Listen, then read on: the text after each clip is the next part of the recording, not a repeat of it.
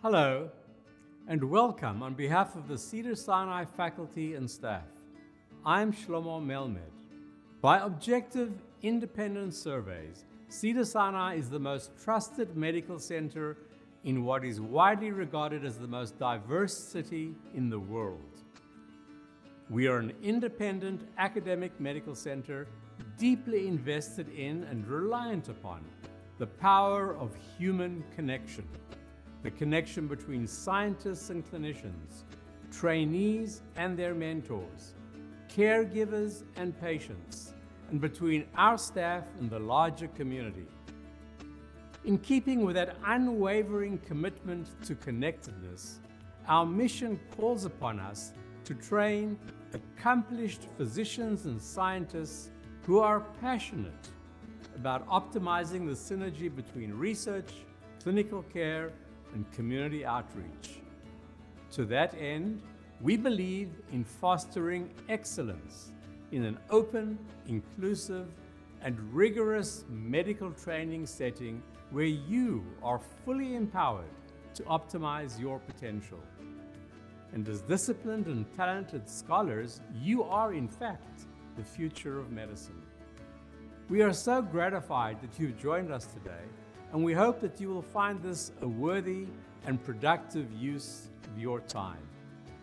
Thank you.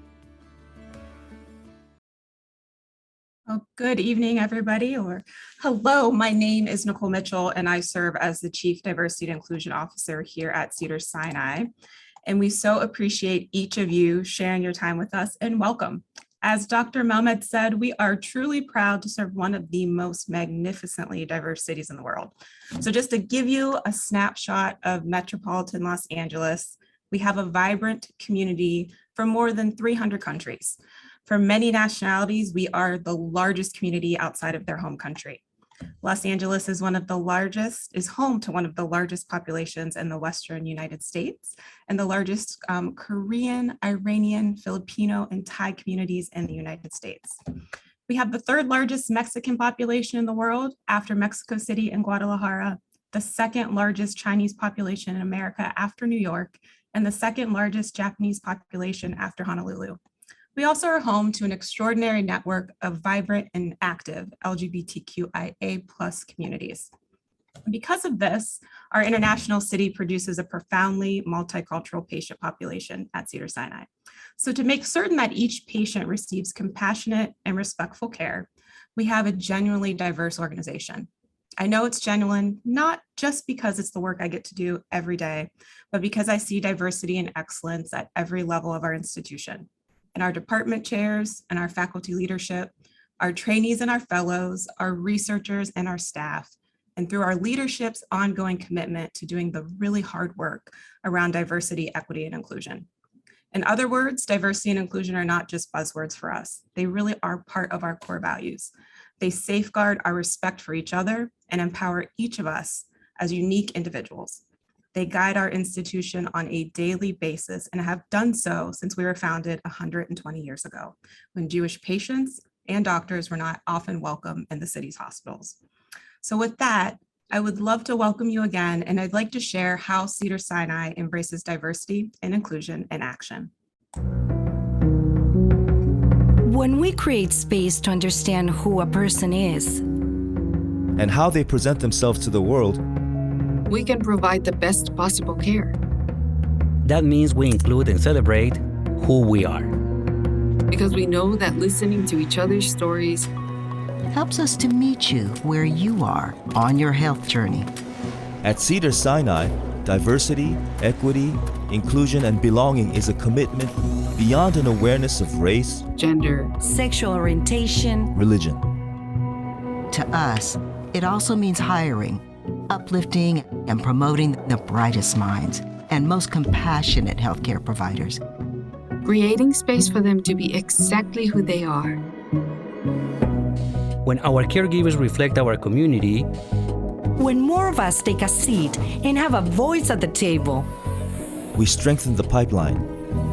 So mentors can be role models and foster programs to encourage tomorrow's leaders to start dreaming today. Our goal is to heal by true connection and understanding. I'm interested in you. In learning your name, Your pronouns, Your situation at home. and communicating in the language of your choice. Creating space for you to be exactly who you are. because creating space brings us together. So we want to know, What is your story? Because at Cedars-Sinai, there is space for you. For you. for you.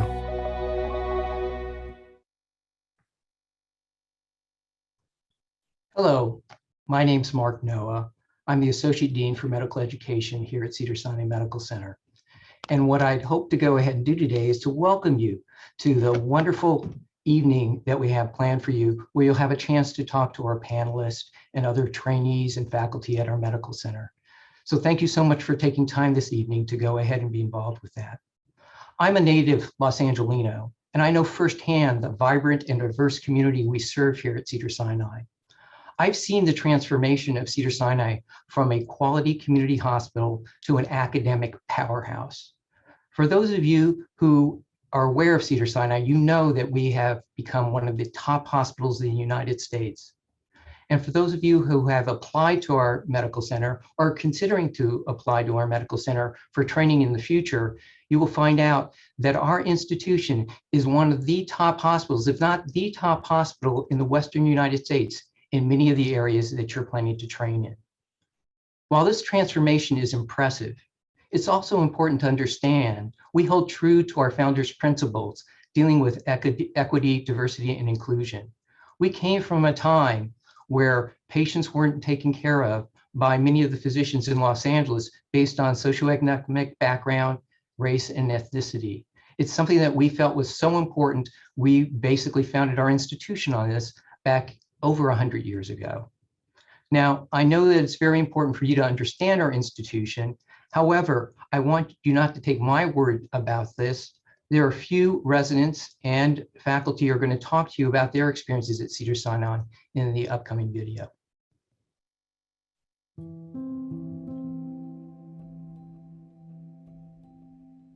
On my interview day, I felt like I could talk to all the attendings.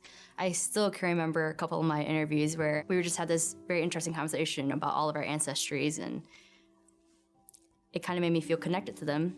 I just felt like I could find mentors in all the people I were talking to, which was really important to me because I wanted to be able to learn from them. I was really impressed by how enthusiastic our attendings were about teaching, how happy the residents were. I just immediately felt like I belonged. I felt supported. I didn't feel like an outsider. The priority of the program that was emphasized even during the interview day was early operative experience. That promise has been kept to the T. Honestly, these first 3 weeks, my co-resident and I took a look at the cases that we've done already, and it's just mind-blowing.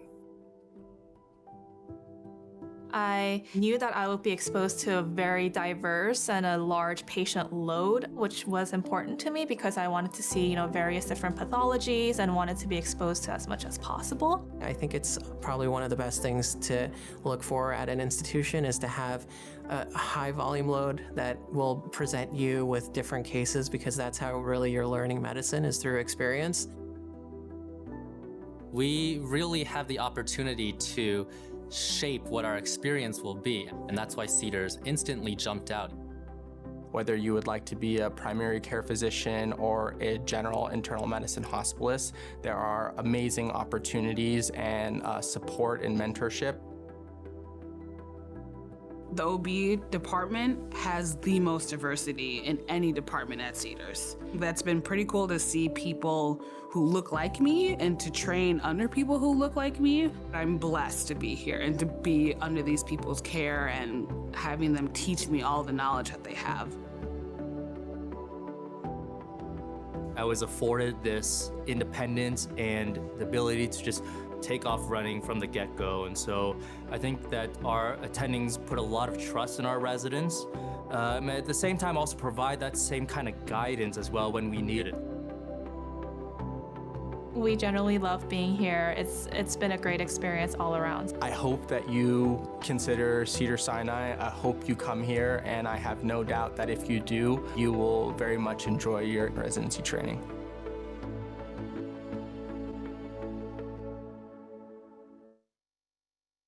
Well, hello, everyone. Thank you so much, Dr. Noah, Ms. Mitchell, for really being here, and for those residents that were on that video. Thank you so much for sharing your experience. My name is Lindsay Ross, and I'm going to be the moderator for today's discussion. I have a lot of ties to Cedars-Sinai. I'm a newly minted neurosurgeon, and I finished my fellowship last year.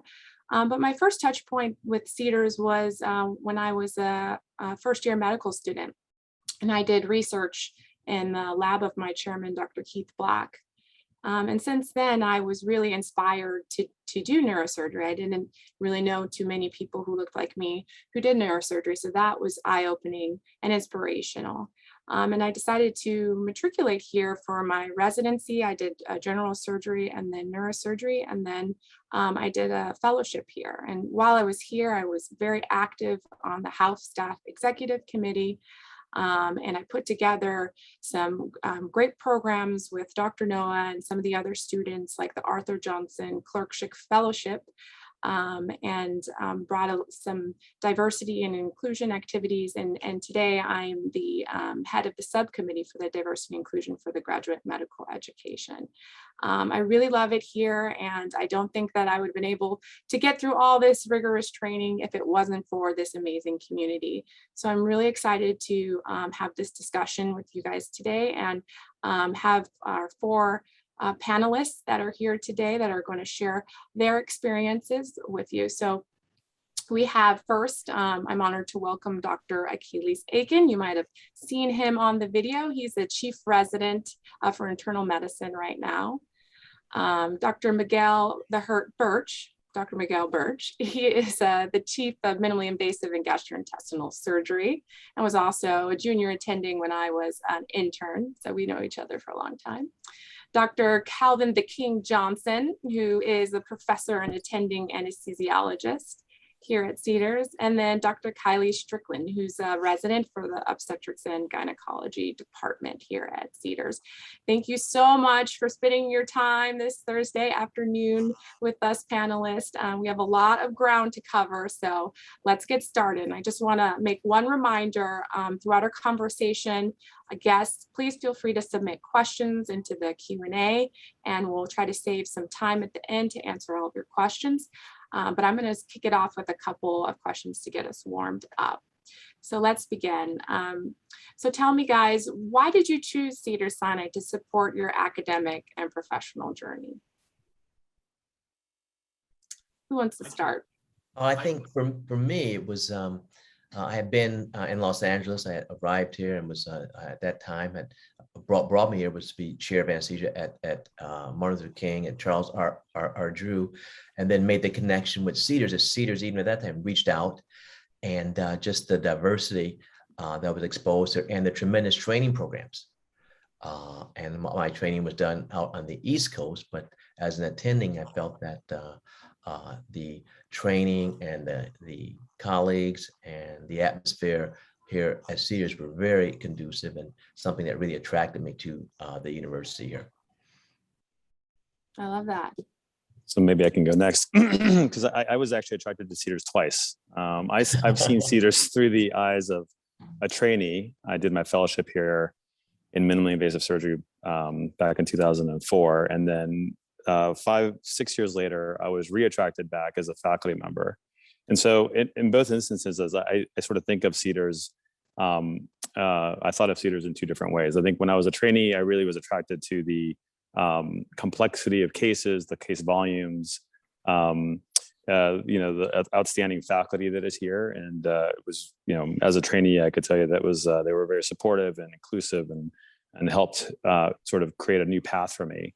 And then I went off to my first job as faculty member out east at a major university. And then when they came calling for the second job, it was a very different sort of evaluation process. That's when I started looking at who would be my partners who I would sort of rely on for further mentoring, et cetera. And that's really when it became really solidly clear to me that Cedars is a very supportive place that I felt I could grow into. It was a place that I felt like I could belong, which is a big thing because when I was in Boston, I was really happy there. So it was a really big transition that was welcoming for me. Yeah, so Dr. Aiken, how about you? You've been here for 4 years now. What attracted you to Cedars? I knew applying into internal medicine residency that I was interested in pursuing subspecialty training, particularly in cardiology and pulmonary and critical care medicine.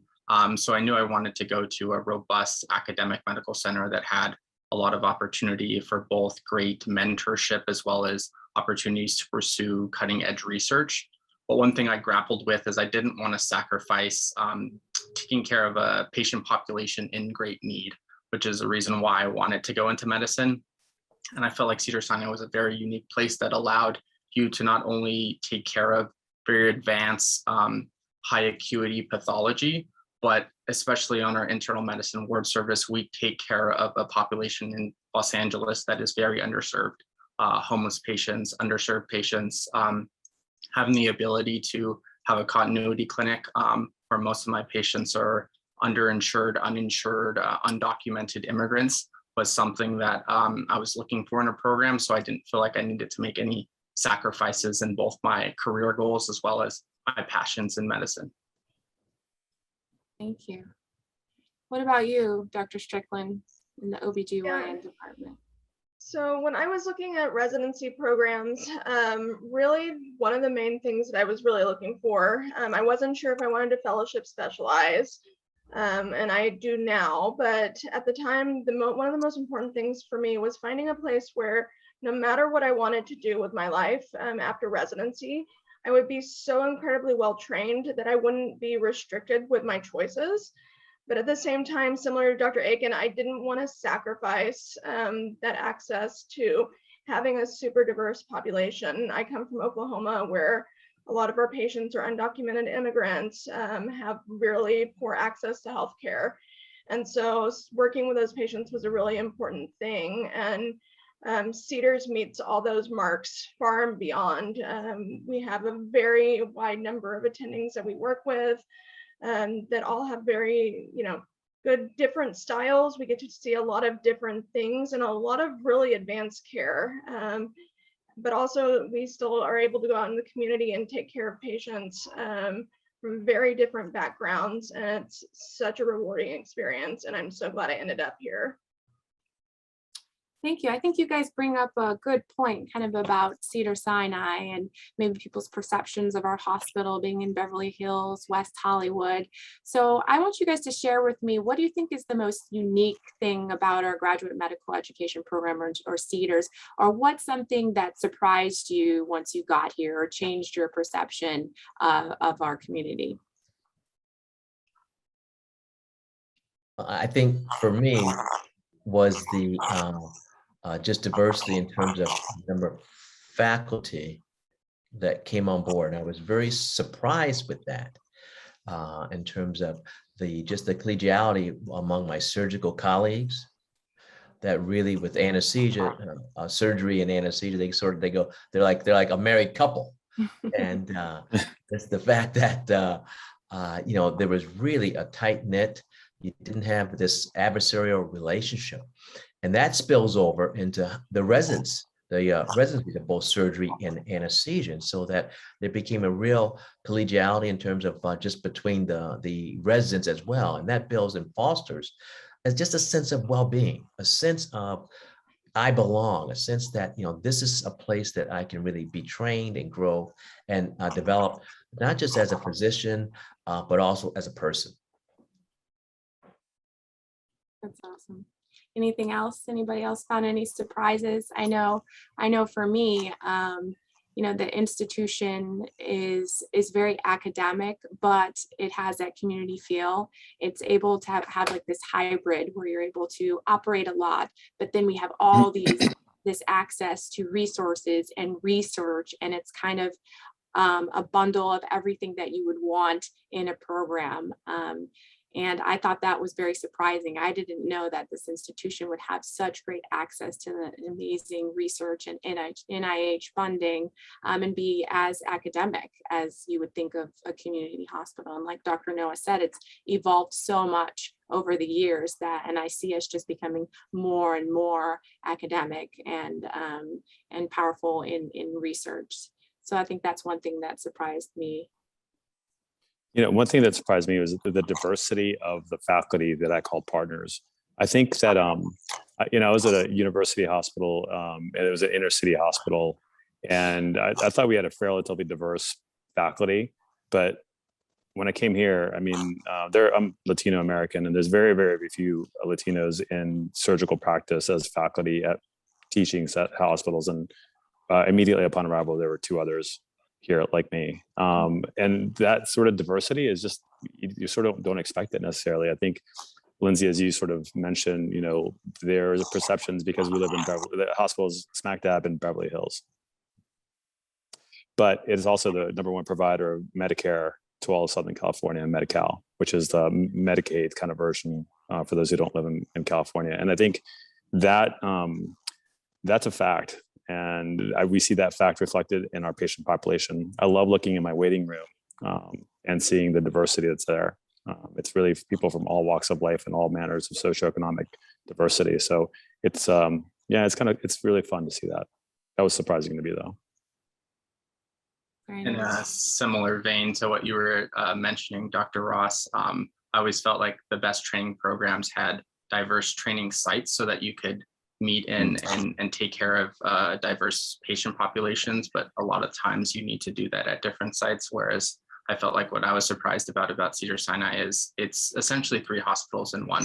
It's an academic medical center where there's a lot of great research going on. It's very much a community hospital, and then it also functions as a safety net hospital, a county type hospital for patients in the community who don't have access to health resources.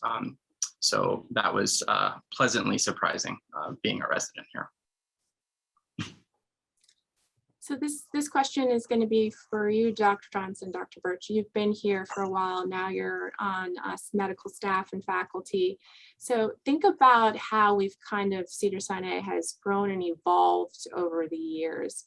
And how do you think Cedars-Sinai does in the space of inclusivity?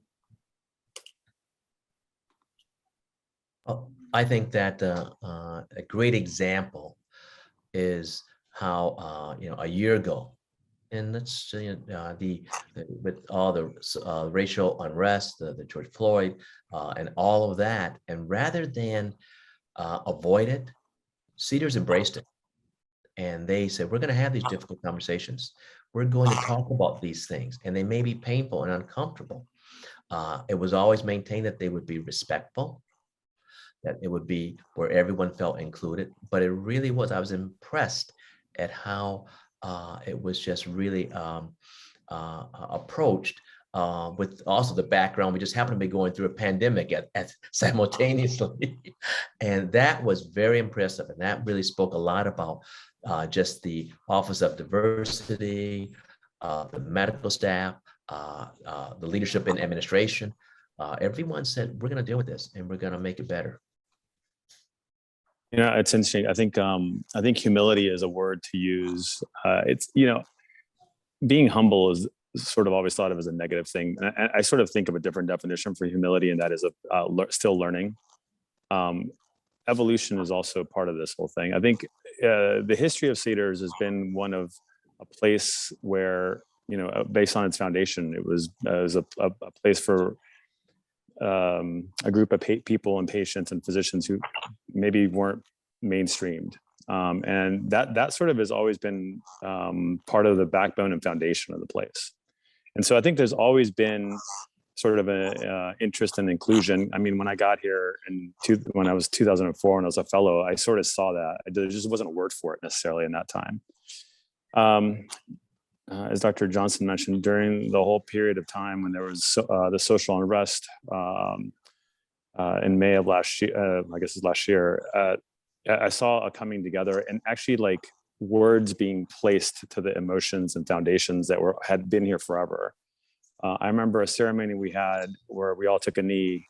All the residents and a bunch of the faculty came out to a common space, and we all took a knee with our colleagues. And I'll never forget that day because it was all the specialties, it was all the levels of trainees coming out and taking a knee together, and the support that I hoped that we gave to all of our fellow colleagues, residents, trainees, faculty, whoever, I thought was important to see. And I think that sort of showed me that no, this isn't, yes, we're in evolution. We are still learning, but the base foundation is there. And that gave me pride in working here.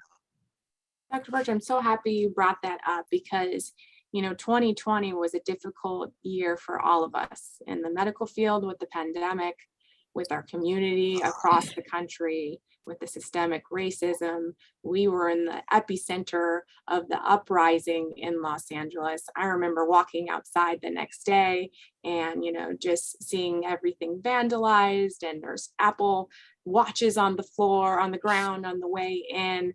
And it was actually one of the residents at Cedars who put together this kneel-in and didn't know if the staff would want to be a part of it, didn't know if the faculty would want to be a part of it, if they didn't know. They thought that maybe nobody would show up. But they said they wanted to do something anyway, and they felt that it was important. And everybody, our graduate medical education, we really rallied behind this student who wanted to put this together. And when that day happened and we went outside in the plaza and everyone kneeled, I saw liver surgeons who I'd never seen come out of the OR come onto the plaza. I saw the people that clean on the plaza, the people that work at Starbucks. I mean, it was unbelievable that everyone came together and they just believed in our community, and it was just very powerful. And I think it says a lot about how we feel about each other as a community, not just the trainees and the medical staff, but how we feel about our entire community here at Cedars and surrounding here. So I'm really happy you brought that up because I think that's a great example of the type of place we want to be and we continue to strive to be. And so I think for you guys, the residents too, I mean, how do you feel about inclusivity and the things that you've seen here through the hospital and through the graduate medical education? How do you feel you've been a part of this inclusive process? I think from my personal experience, being first person in my family to pursue a career in medicine, every step I take in my journey is a unique step for me and anyone I've really known. And what I was pleasantly surprised was how open and welcoming my peers were in my residency class, in all honesty. A lot of us have, goals and aspirations to, become leaders in our respective fields, but it never feels like we are directly competing against each other. If anything, we're encouraging each other and trying to help each other grow to be better physicians and for our careers to prosper. Another thing that I've greatly enjoyed is I feel like everybody is just an email away, and when you reach out to a potential mentor, they're always willing to spend time with you and to help guide you both, as an individual, but also in your career journey. So anytime I'm able to introduce one of my residents to a potential mentor, I'm always I'm always happy to see, the great response they get and running into a resident, a few weeks later and hearing about the projects that they're working on together. So despite, me not having any kind of someone else to tell me, how to chart out my path in medicine, I felt like the environment here allows, if you seek out, guidance and mentorship, it's readily available, and people will always have their doors open and are willing to guide you along your journey. Thank you. I second kind of a similar sentiment. One of my colleagues that was in the video earlier spoke just how diverse our department is and how our faculty are always so down to mentor. And one of the things that our department does, which is I think a really, since the unrest and changes and kind of talking more about diversity, talking more about systemic racism, our department actually quarterly during grand rounds, we have basically panel discussions where we break out into breakout rooms with faculty and we talk about hard issues and we talk about, you know, things we've experienced. And I think it's really helpful as a department for us to debrief and talk about those things and talk about the hard, you know, and that's been like very eye-opening for people who haven't experienced that, you know. And I think for me, I'm Native American, and you know, coming to an institution where there are people from all different walks of life who have experienced things that I've experienced, it's so refreshing to be able to be somewhere where I know people, we share things in common, and it's definitely a nice thing to have. Thank you. So we believe each person on the Cedars-Sinai team has the opportunity and responsibility to help shape the future of research and care. I want to know from the panelists, how have you been empowered to make an impact during your time here at Cedars-Sinai?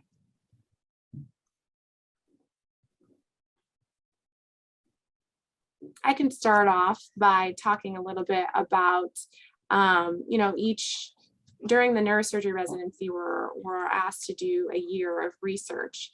And, you know, I was getting ready to do some basic science research, but I was also very into community organizing. And I was very interested in something called the White House Fellowship. This is not traditional for a neurosurgeon to do this, although Sanjay Gupta did it, but it wasn't traditional. And my department was supportive of me as an individual and the things that I wanted to achieve as an individual. And they supported me in doing that fellowship and leaving for a year, and then being able to easily come back and assimilate and complete my training. And that was a really important year for me in my leadership and me developing what I wanted to do with my career. But you know, that might not have been the same scenario if it was in another hospital or another training program. So I just, you understand those small nuances in how your department might support you as an individual and want you to see you succeed. So I thought that was a kind of an example of that. Anybody else have anything? For in anesthesia, one of the things that began looking is just allowing participation in global health and encouraging faculty and residents to participate with the Cedars team that goes to Guatemala, as well as communities here in the States. And so that was a really ambitious to look at outside of LA, but at the world, and how the world does, how the world functions, healthcare in the world. And that's been a big thing within our department, is getting a grip on and exposure to faculty and residents with global health issues, and not just reading about it, but actually going there and participating and delivering care to underserved communities around the world. And I think part of it is supporting the ability to both inspire some of the trainees. I think there's a lot of mentorship that happens from the faculty to the trainees, but also from trainee to trainees. So there's almost like a co-mentorship really of senior residents to junior residents in terms of projects to start on and projects to include the junior residents in on. The senior residents are pretty tied into mentors and such, but they'll sometimes bring their junior faculty or junior trainees along as well to start along the process. In the Department of Surgery, we are sort of very supportive of people going out for a year or two, and that's fully financed by the Department of Surgery. In terms of people's desires, I mean, a lot of people tend to stay in LA because they've got a life in LA and they want the things they want to pursue are possible to do here, but we also allow people to go to different centers in the country. So we've got people in Texas, New York, San Francisco, We've had people go into business administration kind of stuff. We've had them do basic science, all the regular sort of panel of research. But I think the thing that I find most inspiring is the fact that a lot of the senior residents really mentor the junior residents in terms of how to get into projects and how to get into research groups to do the research here. It's really cool to see. As a response to the increased workload that the internal medicine residents were doing during the pandemic, Department of Medicine assigned us kind of a mentor, kind of an adopt a resident program. And I was fortunate enough to be adopted by Dr. Sumi Chugh, who's a electrophysiologist and does sudden cardiac death research. Even though I thought my research interests were particularly in heart failure and heart transplantation, he really took me under his wing and is really invested in recreating a sudden cardiac death population science population in Ventura County, which will resemble more of the diversity in Los Angeles County, and has really guided me in trying to be a better clinical researcher and doing statistical analysis that I never did before. So in a very few short period of months, I feel like I've had a crash course in, a master's in clinical science research. And that is just a way that the program has kind of supported residents and allowed more layers of support and mentorship that you don't necessarily have to seek out yourself. Dr. Strickland? So one of the nice things, like our department, if you know anything about the history of OBGYN, we unfortunately, a lot of our models are built on, there's some elements of racial discrimination in just the way we practice and medicine in general, if you know anything about kind of how a lot of our formulas are built. And so actually a lot of our faculty are really focused on trying to look at those social determinants, racial determinants, and are they warranted in medicine? And we have a lot of, one of our faculty members is super involved with the maternal health outcomes committee in California. And so we have a lot of our faculty that are super involved on the research level and are always looking to help us find projects and really are looking at, how do we improve medicine for everybody? And that's really an awesome thing to be involved with. And kind of what Dr. Birch was saying, I'm working on a very large project, a very large chart review, and I'm bringing in 2 or 3 juniors to help me and kind of get them in the pipeline to start working on oncology projects. So it's always one person may have an idea, and then we bring in 3 or 4 people to kind of help start the learning process about research, which is definitely something I wasn't necessarily expecting when I matched here.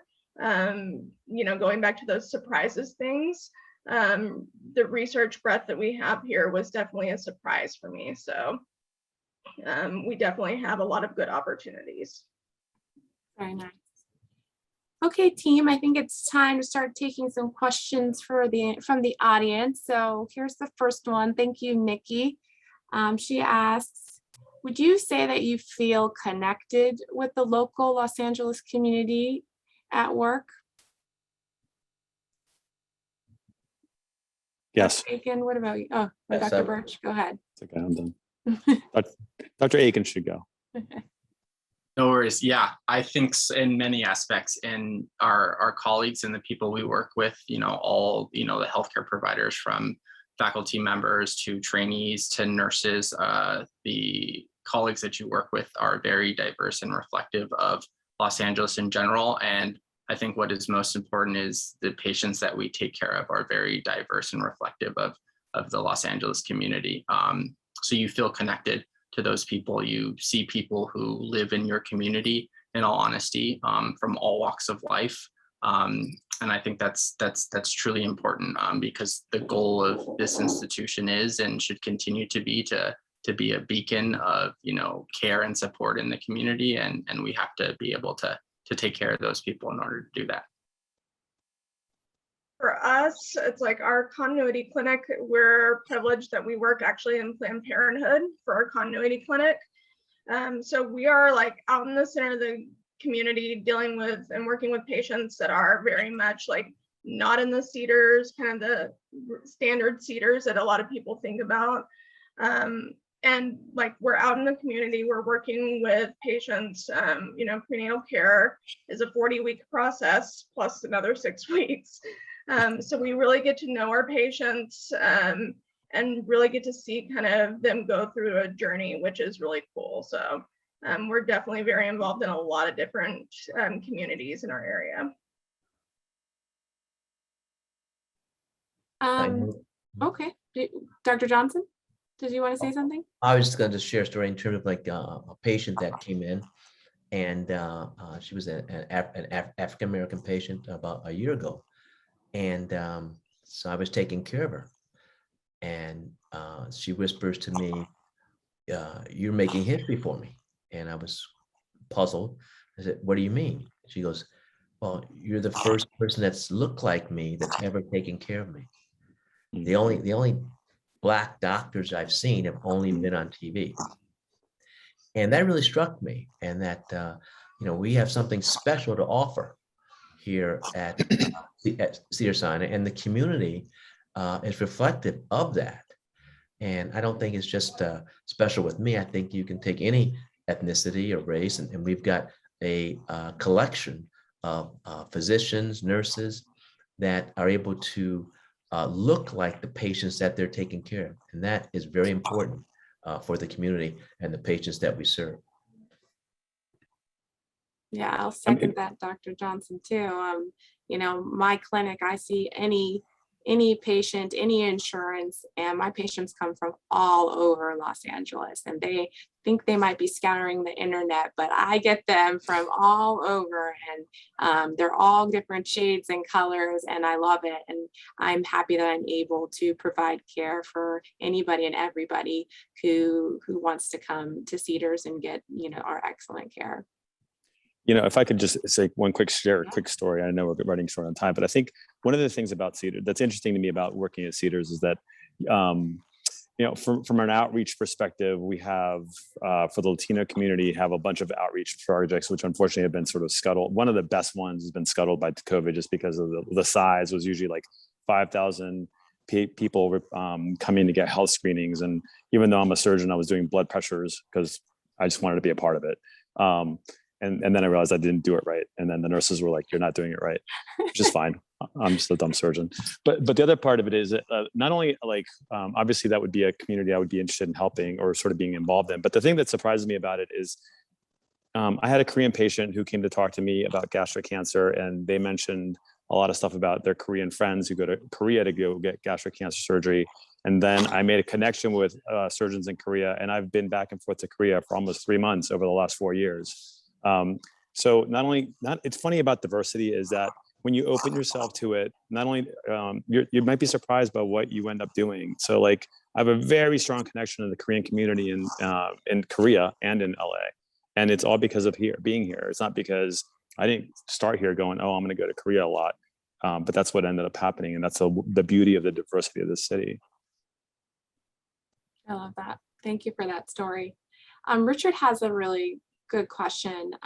What concrete action items has Cedars taken against systemic racism in our communities and institutions?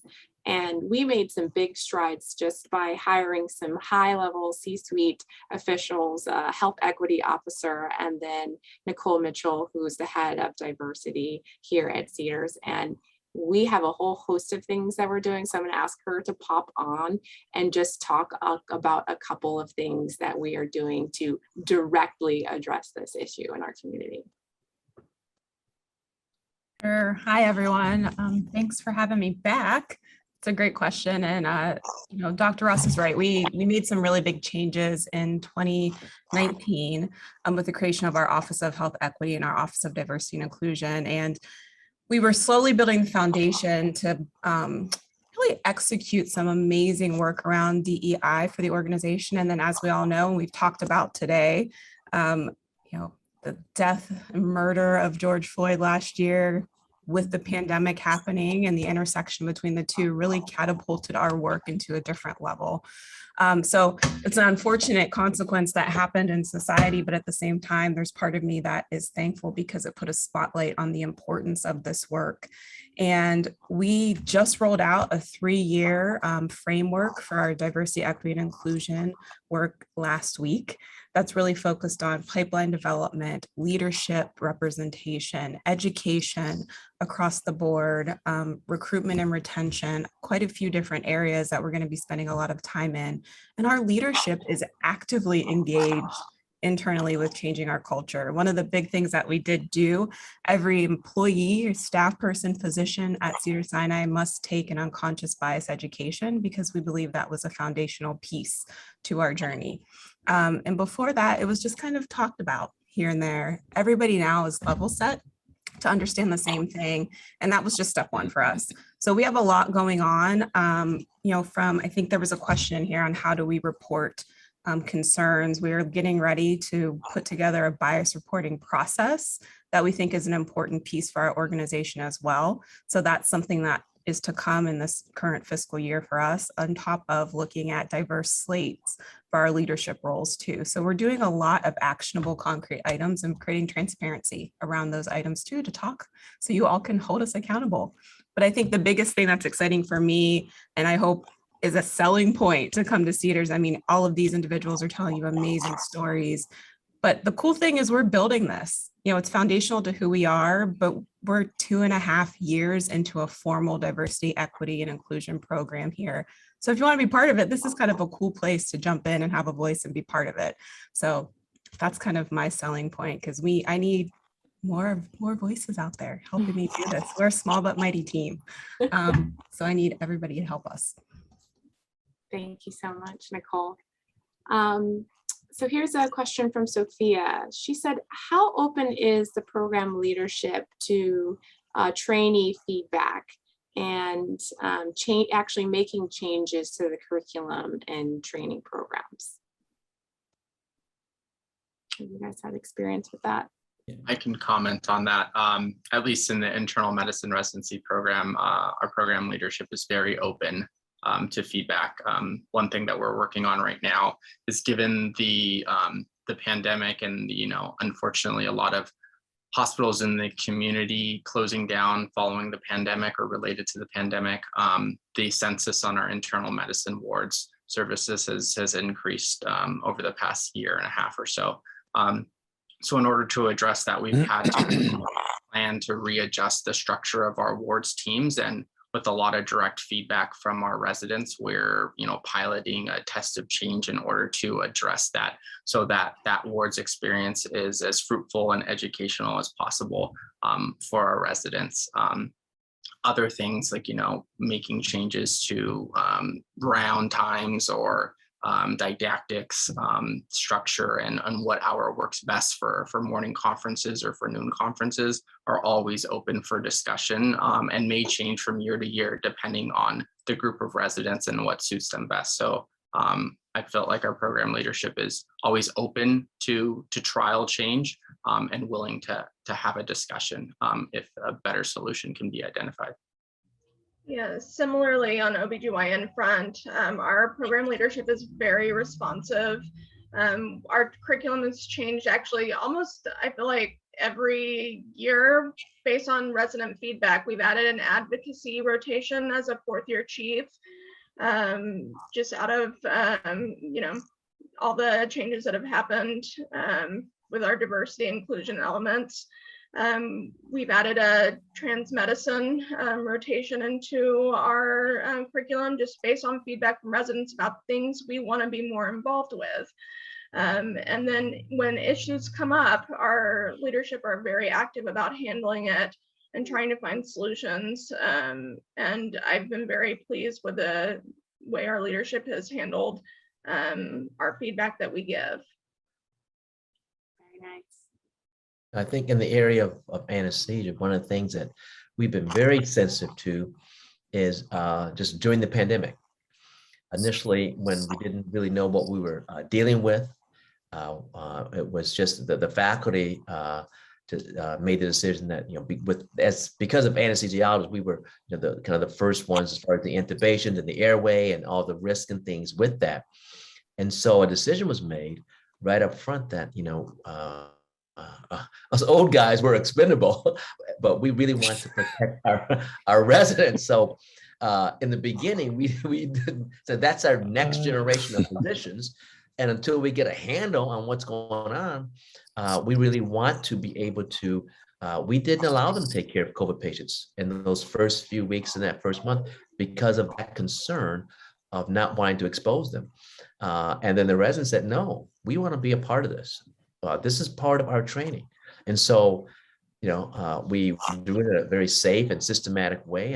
And as we learn more, their feedback was taken, and they are now an active members and a vital component of as we take care of COVID patients today. And it's really been one, it was a very sensitive issue. And we really listened to the residents and their feedback and what they wanted. And I think that was just a very good example within the department of a very stressful situation and looking at being protective, but our residents were like, no, we want to be in this battle with you. So that was very encouraging. Wow. So we only have a couple more minutes left for questions. There's one more question that I was hoping we could answer from Vivian. She asks, can someone talk more about research opportunities at Cedars in comparison to a university-based program? So maybe one way to address that is, I know at least in the Department of Surgery, and it has to be exactly the same in the other departments. The Department of Surgery, we're a community-based hospital, and that's not a dirty word, by the way. We're a community-based hospital, which means we take care of our community, but also engage in extraordinarily high-level research, which is funded not only by it's federal funding. So when we looked to stack ourselves against the rest of the academic departments of surgery in the country, you go to look at the NIH funding, and the NIH funding is usually, if you're looking at like top 20 departments of surgery in the country, that it's usually university based. So if you look at the top 20, it's all universities except for the one academic hospital that's in the top 15, and that's us. And so if you understand that, University of Michigan, all those places are top 5, we're right up there. And I think that that affords an opportunity for research for all of the people that come to train here.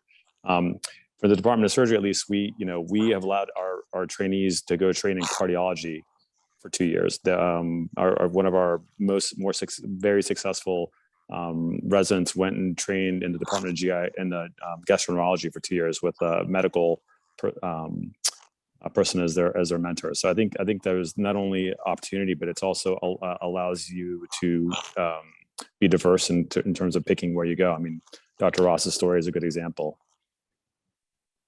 Yeah. Thank you for that. Yeah, and not only do we have just residency programs here, but we actually have other graduate medical education here. Mm-hmm. So getting your master's, for instance, I'm in the Master's of Health Delivery Science program and graduating next year. So getting masters and PhDs and clinical scholars, Robert Wood Johnson, we have all those things that the university has. And if we don't have it, we figure out a way to have an affiliate with the nearby university so that we can provide that to our trainees. So I think this is a good time to kind of close our thoughts. I want to thank you guys for answering all of the questions, and I want to give the panelists, a minute to share any brief last words with the attendees. Whatever you'd like to say that we haven't shared today. And I'm going to start with Dr. Strickland. Then we'll go to Dr. Johnson, Dr. Birch, and then we'll close with Dr. Aiken. So, I mean, the most important parting that I would give is, Cedars is a super diverse, not only patient population, but faculty, residents, staff, our nurses, and it's such an inclusive, supportive place to work and train and live and learn. And I'm thrilled that I'm here.